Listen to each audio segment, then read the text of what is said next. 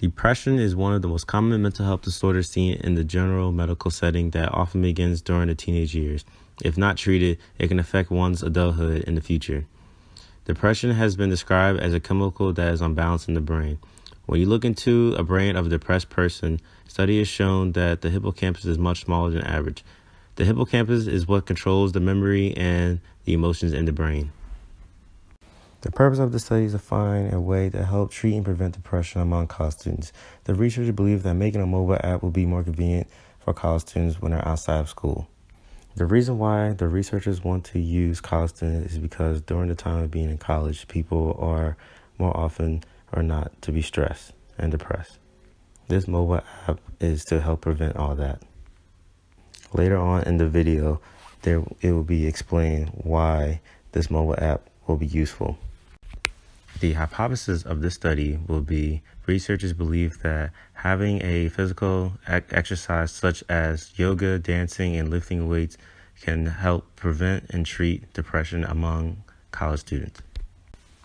For the participants, the study will have 100 young adult students, 50 men and 50 women around the ages 18 through 24.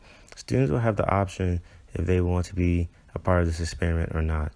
Students will be randomly selected from the school, and if the students do not want to be a part of the experiment, they will be removed from the list and more students will be randomly selected. Once students have finished that, students will be required to fill out a permission slip saying that they will allow the researchers to scan them and that they will do everything they need to do to be a part of this experiment. When students are finished with the permission slip, students will receive an email asking them to take a survey on a patient health questionnaire talking about depression. Students will have 2 days to finish that. When students are finished with that, they will take a GE 1.5 LX fMRI to scan their brain to find the brain activity. When they are finished with that, the researcher will have the score. The scores will be numbered.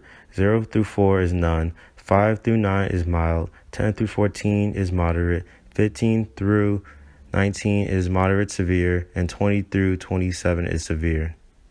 When students are finished with their scan, they will receive another email asking them to download an app which is free. The app can be found on Apple, Android, and Google. The participants are given 10 weeks to use the app. The app will contain 3 different physical exercises categorized as yoga, dancing, and lifting weight. Exercise is considered vital for maintaining mental fitness.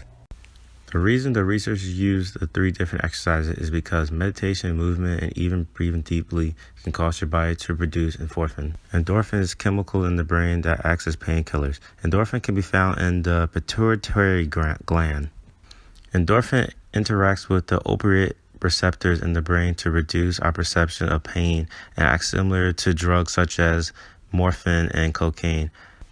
Activation of the opioid receptors by the body orphans does not lead to addiction or dependence. In addition to decreased feeling of pain, secretion of endorphin leads to feeling of endorphia, modulate of appetite, release of sex hormones, and enhancement of the immune response. With high endorphin levels, we feel less pain and fewer negative effects of stress. Endorphin can also improve the ability to sleep, and which reduce stress and depression. Once the 10 weeks are up, students will report back to the researcher and take another survey. When they are finished with that, students will take another GE 1.5 LX fMRI scan again to see if there was any improvement or if there wasn't any improvement based on their scores and